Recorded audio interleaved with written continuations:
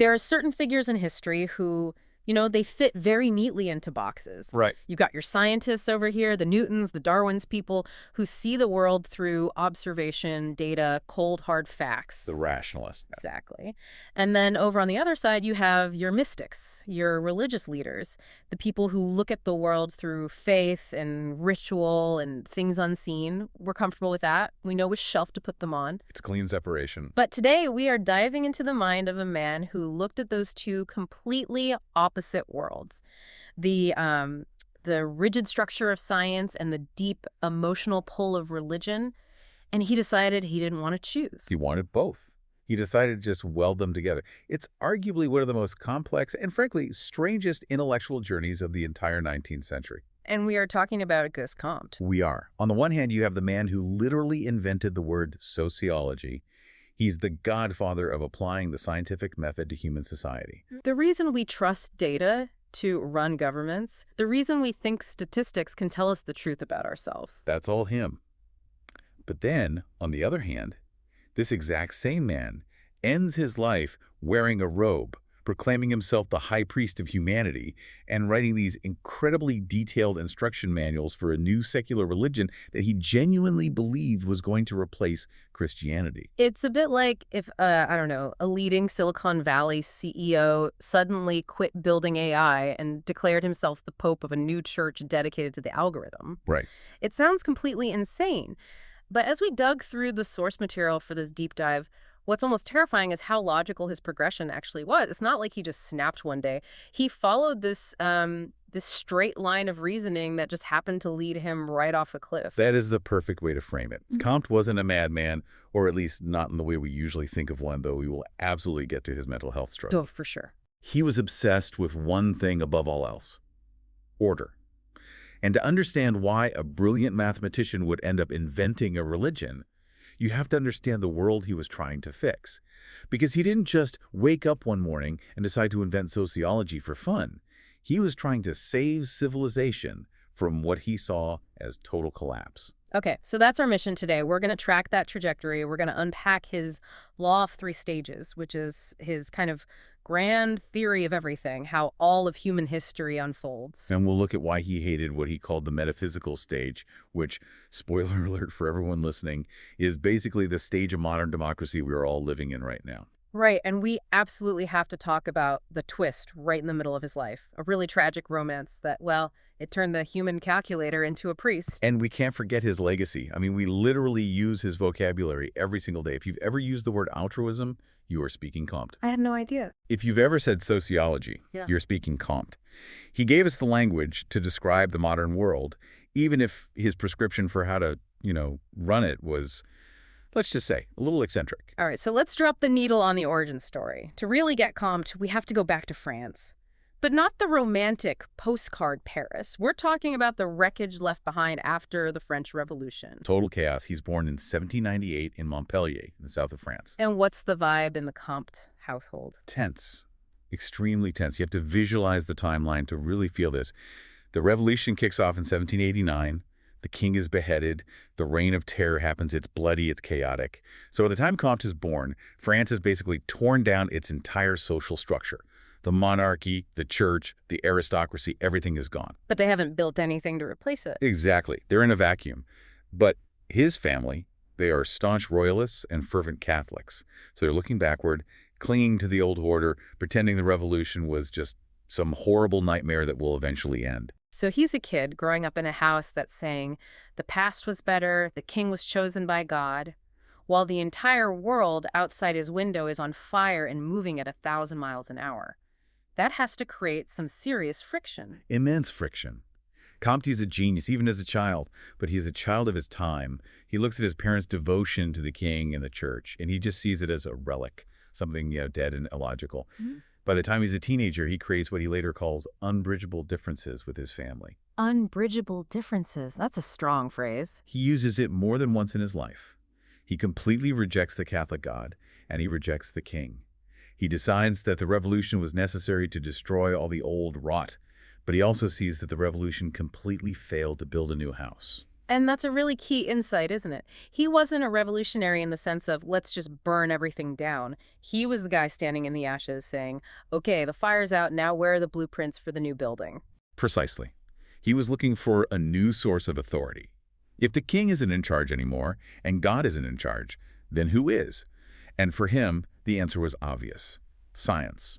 The scientists, the engineers, the mathematicians. Which leads him to Paris. It leads him to the École Polytechnique in Paris, which is arguably the single most important institution in his life.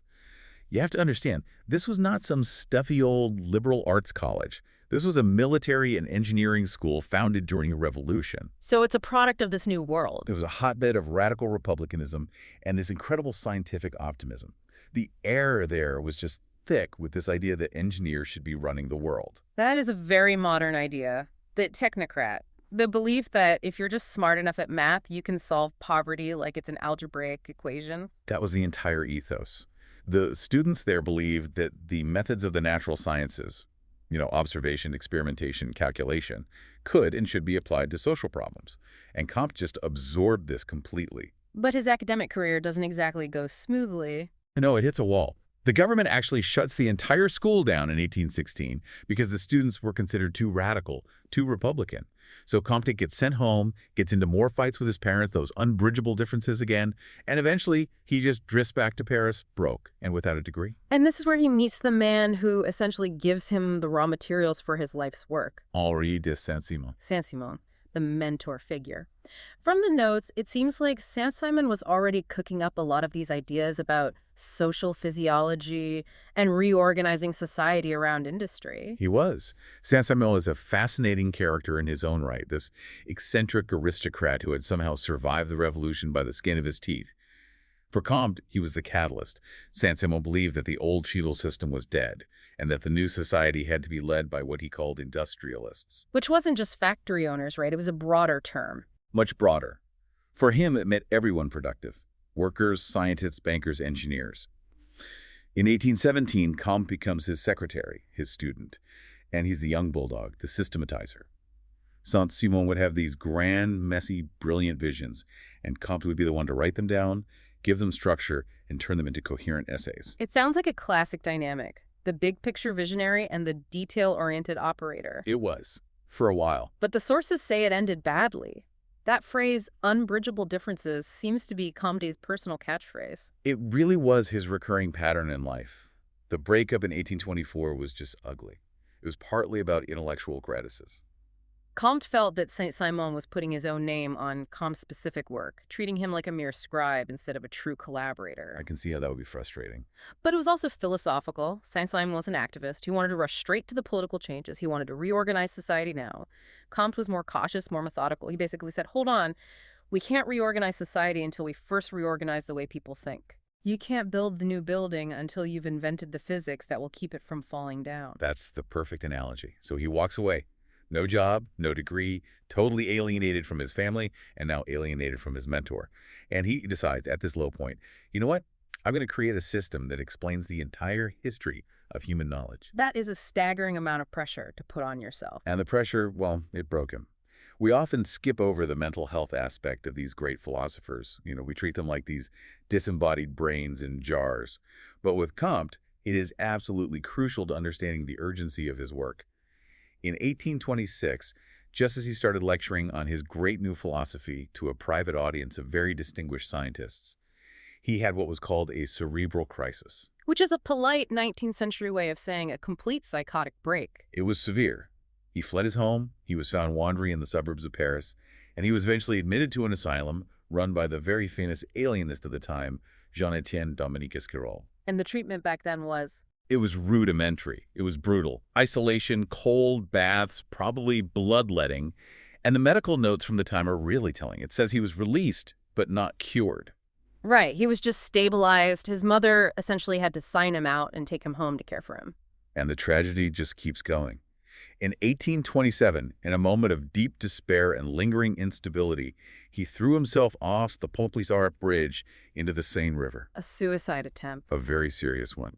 He was rescued by a passing royal guard, but it was an incredibly close call. It really changes how you read his work, doesn't it? I mean, this is a man whose internal world was absolute chaos. He was prone to these violent mood swings, deep, deep depression. So when he sits down to write thousands of pages about order and stability and certainty, he isn't just talking about France. He's talking about himself. He's trying to build a mental cage strong enough to hold his own sanity. That is a profound and, I think, completely accurate observation.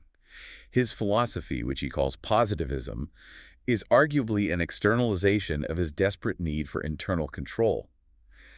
After he survived that suicide attempt, he adopted this incredibly strict personal regimen he called cerebral hygiene. Cerebral hygiene. He refused to read newspapers. He wouldn't read other people's scientific journals, no political reviews. He basically cut himself off from almost all new inputs. Why? To keep his mind pure for his own great synthesis. He wanted absolutely no outside noise, only the sound of his own internal logic working itself out. That's wild. He essentially ghosted the entire intellectual world so that he could write the instruction manual for the entire intellectual world. It's the ultimate paradox. Okay, so let's open that manual. He starts publishing the course, Positive Philosophy. It's enormous, 6 volumes. And the core of this whole thing is positivism. Now, in modern English, when we say someone is positive, we mean they're happy or optimistic. That is not what he meant. Not at all. In Comte's French, the word positive has a very specific technical weight. It implies something that is real, useful, certain, precise, and organic. It's the absolute opposite of the negative critical thinking that he felt had defined the revolution. What do you mean by negative? Well, the revolution was great at saying no. No to the king, no to the church, no to the old ways. But it was terrible at saying yes to a new system. Positivism is all about finding the yes. It's about establishing facts that are so certain, so undeniable, that they can serve as a new foundation for society. And to get to those undeniable facts, he says we have to clear the deck. No more ghosts, no more spirits, no more abstract concepts like human rights. If you can't measure it, observe it, or deduce it from other observations, it's garbage. Exactly. Positivism is what philosophers call an epistemological perspective. It's a rule for how we know what we know. He's making this huge distinction between the natural philosophy of the past, which he saw as just smart guys thinking deep thoughts in their armchairs, and science, which is based on discovering laws through rigorous observation. And to organize all of this, he creates one of his most enduring ideas, the hierarchy of the sciences. He called it the encyclopedic law. He basically creates a ladder and ranks every single field of human knowledge. It's an incredibly ambitious project. I love a good list. How does he rank them? Is it by, like, importance? It's by a combination of decreasing positivity or exactness and increasing complexity. But the easiest way to think about it is dependence. Imagine a ladder. Okay. At the very bottom, the first rung, you have mathematics. It's the most abstract, the most perfect, the most exact science. 2 plus 2 will always equal 4. It doesn't depend on anything else. You don't need to know biology to do math, but you absolutely need math to do everything else. Right, so math is the foundation. It's the tool for all the others. No. What's next up the ladder? Next is astronomy. It's the study of the simplest concrete objects, stars and planets moving through a vacuum. The variables are relatively few. You have mass, distance, velocity. He argued it was the first science to become truly positive, truly scientific, precisely because it's the simplest thing to observe and predict. Then I assume we get closer to home, more complex. Exactly. The next rung is physics. Now we're dealing with terrestrial matter, with heat, light, electricity, gravity on Earth. It's more complex than watching a planet. After that, chemistry. Matter isn't just moving, it's reacting, it's changing its composition. It's getting messier and more complicated. I see the pattern. We're moving from the simple and the abstract to the messy and the concrete. Precisely. The next rung up is biology, or physiology as he often called it. And now you have life, an infinitely more complex phenomenon than a rock or a chemical reaction. You have organs, you have systems, you have death, you have reproduction. And at the very, very top of the ladder. At the very top, the queen science, the science that depends on all the others, but is more complex than any of them. He calls it sociology. He puts his own invention at the top of the pyramid. That's a pretty convenient move. It's a power move, for sure, but it follows his logic perfectly. You cannot possibly understand society, which is a group of living humans, if you don't first understand biology, how individual humans work. And you can't understand biology without understanding the chemistry of the body and so on, all the way down to mathematics. So his argument is that the reason society was such a mess in the 1800s was that we were trying to solve sociological problems without having mastered the science of sociology first. That's it, exactly. We were trying to run a country based on old religious books or vague philosophical ideas, what he would call feelings and guesswork, instead of on social physics. Social physics. I know he eventually dropped that name because some other guy stole it, but I actually like it better than sociology. It tells you exactly what he was trying to do. He wanted to find the laws of gravity that govern human interaction. He really did. And the theft of the name is actually a pretty funny sidebar in history. There was this Belgian statistician, Adolphe Quetelet, who started using the term social physics for his own statistical work, which was mostly just crunching crime rates and things like that. And Comte was not happy. He was furious. He felt Quetelet was just playing with numbers without the deep philosophical framework to understand what they meant. So in a fit of pique, Comte coined the neologism sociology, which is this awkward hybrid of Latin, socius, meaning companion, and Greek, logos, meaning study. The language purists must have hated it. They did. They called it a monstrosity. But it stuck. And he split this new science of sociology into two major branches, statics and dynamics. Which are engineering terms. They're borrowed from mechanics. Absolutely. He saw society as a machine or an organism. So social statics for him is the anatomy of society. It's the study of the forces that hold it together at any given moment, the forces of order. What would be an example? He looked at things like the family unit, language, religion, the division of labor. These are the institutions, the connections, the boundaries that create social cohesion. If you don't have these, he argued, society just dissolves into a collection of individuals. And social dynamics. That's the physiology. It's not the structure, but how the organism moves and changes over time. This is the study of progress. How does a civilization evolve from one state to the next? How does it develop? And that dynamics part, the study of how society moves, that leads us directly to the big one, his grand, unified theory of history, the law of three stages. This is the absolute central pillar of all of his thought. He believed that this wasn't just a theory, it was an observable scientific law, like gravity. The idea is that the human mind, and therefore all of human society, inevitably passes through three distinct theoretical conditions. And it applies to everything. To everything, to an entire civilization over thousands of years, to a single science, and even to the development of an individual person's mind from childhood to adulthood.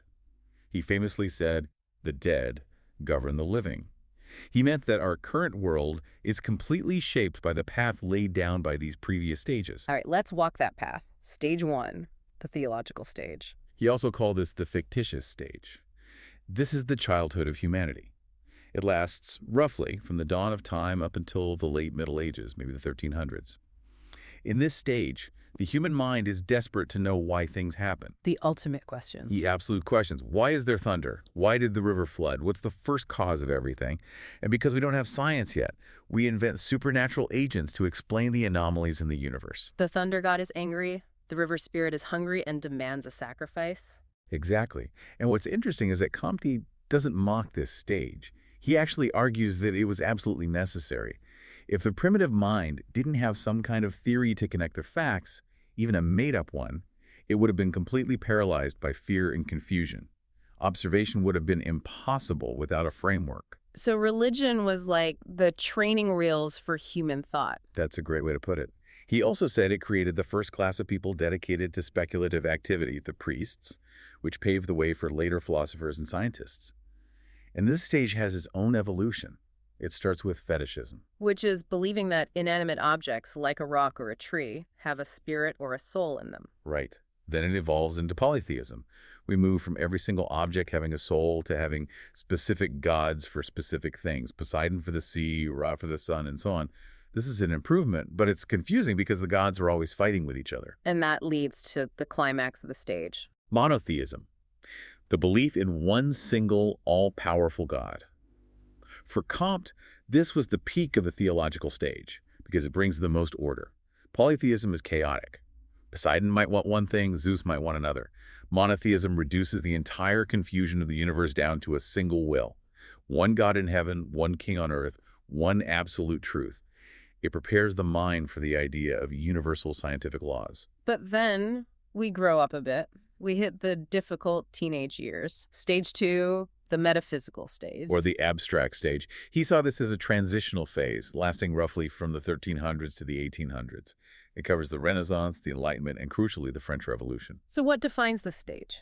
In the metaphysical stage, we stop believing that Zeus is literally up on a mountain throwing lightning bolts, but we're not quite ready for pure physics yet.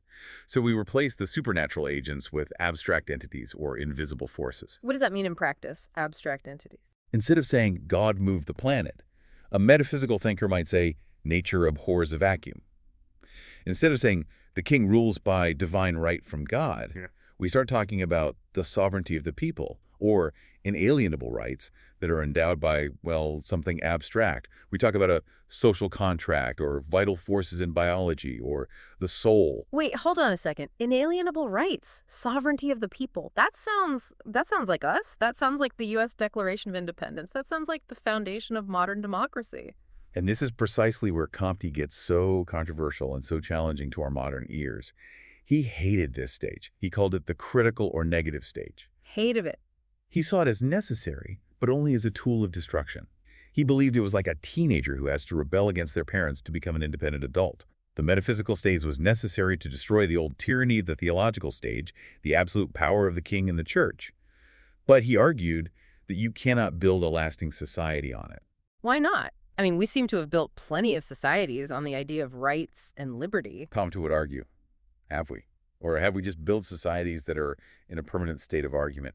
His critique was that metaphysical concepts like liberty, equality, or human rights are just abstractions. They aren't scientifically defined. You can't measure liberty. And because they aren't observable facts, people just debate their meaning forever. It leads to what he called intellectual anarchy. He's basically looking at the French Revolution and saying, see, you got rid of the king in the name of liberty, and 5 minutes later you were chopping each other's heads off in the name of liberty. Exactly. The abstraction didn't provide stability. It created a vacuum. He saw liberal democracy as this chaotic, messy bridge between the old stable order of the past and the new stable order that was yet to come. A necessary phase of destruction, but a terrible foundation for construction. That is a genuinely haunting critique. He's saying we are just stuck on the bridge, arguing. Precisely.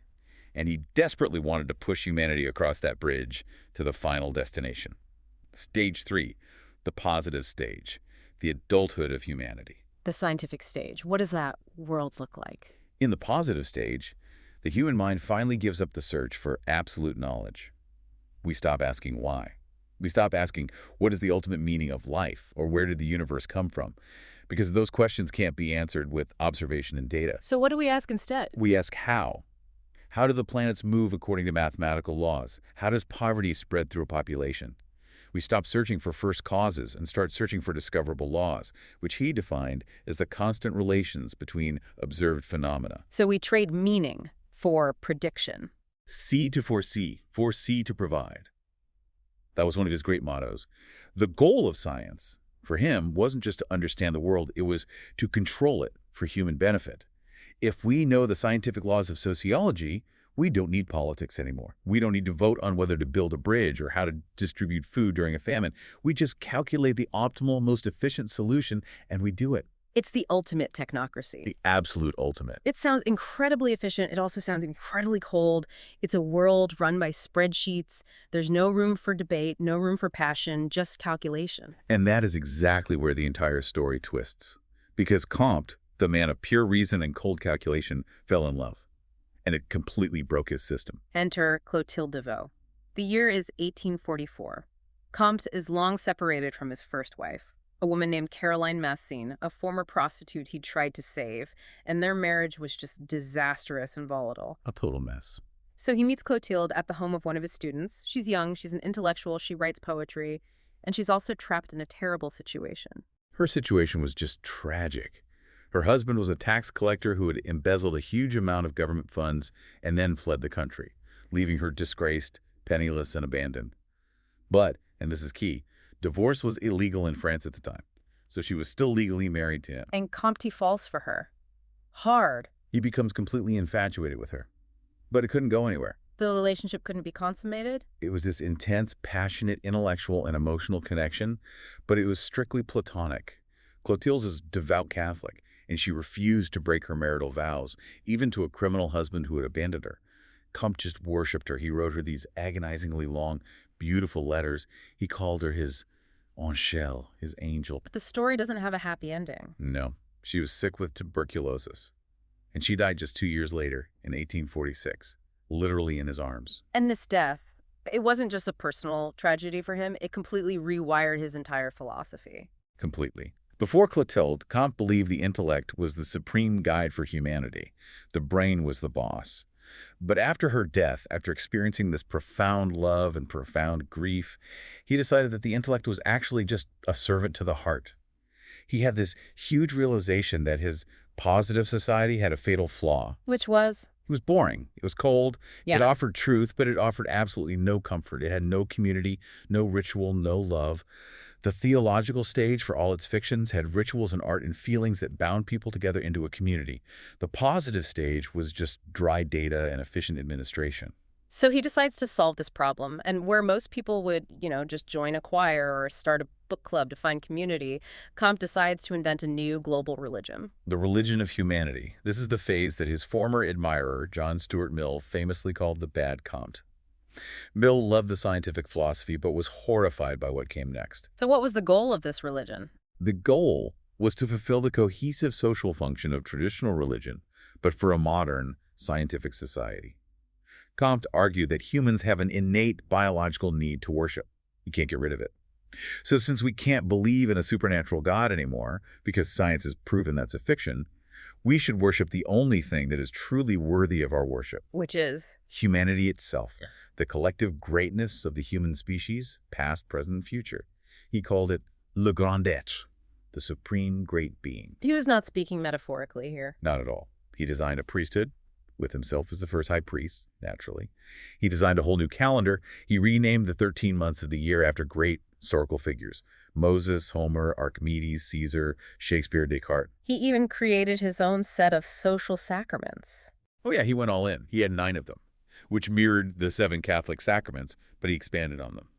Instead of baptism, you had presentation, where the parents formally present their newborn child to humanity. At age 14, you had initiation, where the child enters public life. At 21, admission, where they choose a career. Then you had marriage and so on. And what about after death? That was the final sacrament, incorporation. This took place 7 years after your death. There would be a public judgment of your life.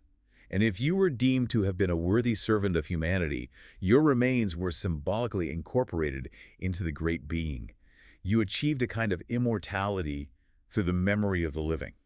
It's just fascinating because he's literally reverse engineering Catholicism. He grew up in it, he rejected it, he hated it, and then he spent the last years of his life rebuilding it piece by piece, but just swapping out Jesus for civilization. He explicitly called his system Catholicism without Christianity. He wanted the entire structure, the rituals, the robes, the moral authority, the social cohesion, but without any of the supernatural beliefs. And this is where we get his other major contribution to our vocabulary, altruism. Right. This is the other word he coined. We tend to use it to mean just, charity or being nice to people. But for Comte, it was a much more rigorous and central concept. He coined the term from the French phrase vivre pour autrui, which means to live for others. For Comte, the entire ethical basis of this new religion was that the individual must subordinate themselves to the collective whole. You exist to serve humanity. Self-interest, egoism was the original sin. Which sounds incredibly noble on the surface, but when you combine it with his political views, it gets a little dystopian, a little creepy. He wanted what he called a sociocracy. Yes, and this is where the modern critique of liberticide, the killing of liberty, comes in.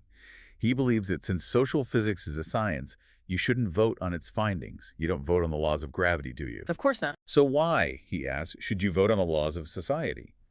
He imagined a future world ruled by a sort of board of directors, a coalition of bankers who would manage the material resources of society, and positivist priests, the sociologists, who would manage the education and morality. And what would the public do? The public would just obey. Yeah. Their job was to trust the experts. It's the Borg from Star Trek. Resistance is futile. You will be assimilated into the great being for the good of the collective. It certainly has those deeply authoritarian undertones. He explicitly valued order far above liberty. For him, liberty was just a messy, disruptive, metaphysical concept. And this is why, for all his brilliance, his religion of humanity never really took off in Europe. The intellectuals loved the sociology part. They loved his analysis of history. But they ran for the hills when he started talking about wearing robes and having bankers run the world without elections. But, and this is one of the weirdest and most fascinating facts in all the notes, it did take off somewhere else, not in Europe, but across the ocean. In Brazil, it's a crazy piece of history. In the late 19th century, Brazil was still an empire, and a powerful group of military officers and politicians wanted to overthrow the emperor and establish a modern republic. And they were reading Comte. They were obsessed with him. People like Benjamin Constant and the military thinkers at the Military Academy of Rio de Janeiro. They loved his idea of a scientific dictatorship. They saw it as a way to modernize Brazil overnight, to skip the messy metaphysical stage of democracy and go straight to the efficient positive stage of order and scientific governance. And they literally put his slogan on their new national flag. Ordem e progresso. Order and progress. That is the abbreviated positivist motto. The full version is love is a principle and order is the basis. Progress is the goal. When you look at the Brazilian flag today, you are looking at a giant billboard for Auguste Comte. That is absolutely mind-blowing. A forgotten 19th century French cult leader is waving over the beaches of Rio de Janeiro right now. And it gets weirder. There are still actual functioning temples of humanity in Brazil and a few in France. You can go visit them. They have the altars, not to saints, but to Newton and Caesar and Dante. It's like a living fossil of this very specific, very strange moment in intellectual history. I want to touch on one other quirk before we get to the final legacy. For a guy who claimed to know the future of science, he made one hilariously bad prediction. Ah, yes. The star composition. This is a classic. In his big book, The Positive Philosophy, Comte wanted to give an example of knowledge that was permanently and forever out of reach for humans. He wanted to show that science had its limits. Okay, what was his example? He wrote, with complete confidence, that while we can calculate the distance and movement and mass of the stars, we would never be able to know their chemical composition. Why not? Because we can't go there. We can't fly to a star and take a sample and bring it back to a lab. It sounded perfectly logical. But literally within 30 years of him writing that, the science of spectroscopy was invented. Gustav Kirchhoff and Robert Bunsen figured out that you could analyze the light coming from a star, look at its spectral lines, and from that, you could tell exactly what elements it's made of. Helium was discovered on the sun before it was discovered on Earth. So he was proven completely wrong, almost immediately. Humiliatingly wrong. It's a great lesson for any thinker. Never, ever bet against human ingenuity and technology. But there's another evolution in his thought that's actually quite surprising, and that's his view on Islam. Yes, I saw that in the notes. For a French atheist ex-Catholic, he developed a surprisingly warm view of Islam later in his life. How did that happen? Well, initially he was pretty dismissive, just like most Western European thinkers of his time. He saw it as less rational, less progressive than Western monotheism. But as he got deeper into designing his own religion of humanity, he reassessed it. What did he see? He looked at the Catholicism he grew up with and saw a messy, overly complex theology with saints and relics and a convoluted hierarchy. Then he looked at Islam and he saw what he called doctrinal simplicity. One God, one book, a clear set of practices. He really admired the focus on daily ritual, the 5 prayers a day, and the intense social cohesion of the Ummah, the global community. So he thought it was a better model for his own religion. He actually argued that Islam was better suited to transition people to the final positive stage than Christianity was. He even proposed borrowing the idea of the Qibla, the fixed direction of worship toward Mecca. He wanted his followers to pray in a certain direction. Yes, he proposed that all positivists, wherever they were in the world, should orient their private prayers toward Paris, specifically, toward his apartment on the Rue Monsieur le Prince. His disciples even nicknamed his apartment our Kaaba. It just shows how desperate he was to create this universal system by borrowing what he saw as the best practices of every culture. Okay, so let's zoom out. We have this incredibly complex figure, a rebel, a math nerd, a mental patient, a tragic lover, a self-proclaimed high priest. Why does he matter today? If the religion of humanity was a total failure, why are we still talking about him? Because the structure of our modern world is fundamentally positivist. Even if we don't wear the robes or pray to humanity, we are living in the house that Comte designed. How so? Just think about how a modern government or a modern corporation functions. We have the Bureau of Labor Statistics, we have the Census Bureau, we have economic forecasting models, we have A/B testing for websites. We have an absolute faith that the way to fix a problem, whether it's inflation or crime or low user engagement, is to gather massive amounts of data, find the pattern, and then pull a policy lever based on that data. That is pure Comte. It is the absolute essence of the positive stage. We are all unwitting positivists in our public and professional lives. We accepted his method, even though we totally rejected his bizarre religion. We took the sociology and we left the supreme great being on the shelf. We did. But here's the thing. I would argue we are also feeling the consequences of that choice. We're feeling the absence of the thing he tried to create with his religion. What do you mean? Comte was right about one huge, important thing. Data is not enough to satisfy the human soul. We are living in the most positive, scientific, data-driven age in all of human history, and yet what do we see everywhere? A massive crisis of meaning. People feel lonely, alienated. They're becoming more and more tribal. They're desperately looking for rituals, for community, or something to belong to. That's the great irony, isn't it? We basically achieved his dream of a scientific society, and it feels exactly like the metaphysical anarchy that he warned us about. We are still arguing endlessly about rights and liberty. We are still searching for that sense of community he thought was so important. It suggests that maybe his law of three stages isn't a straight line. Maybe we don't just grow out of the theological or the metaphysical stages and discard them like old clothes. Maybe a healthy society and a healthy person needs all three. You need the science for the plumbing and the bridges. The metaphysics for our rights and our justice. And the theology, or at least the ritual and the community part of it, for our hearts. And Comte's tragedy, or maybe his genius, was that he saw the need for all three, but he tried to jam them all into one single, rigid, top-down system. And it just collapsed under its own weight. But you have to admire the sheer ambition of the attempt. He looked at a world that he saw as completely broken and tried to build a single machine that would fix everything. He absolutely did. And in the process, he gave us the very language we use to understand our own brokenness. Sociology, altruism, social dynamics, the entire idea of functionalism, that society is a system of interconnected parts, like a body, that's all him. We are still thinking with the tools he forged, even if we completely disagree with the building he wanted to construct. So here's the thought I want to leave you with as we wrap this up. Comte believed that the metaphysical stage, the stage of questioning authority, of debating abstract rights, of individual liberty, was just a messy, chaotic teenage phase we needed to grow out of. He thought the final destination was a world of perfect, silent, scientific order. But looking around at our world today, maybe the messiness isn't a bug. Maybe it's the feature. Exactly. Maybe the endless debate, the constant questioning, maybe that is the point. And maybe being a walking contradiction like Auguste Comte, someone who needs both the cold, hard math and the deep human mystery, is just what it means to be human. A thought worth pondering. Thanks for taking this deep dive with us. We'll see you next time.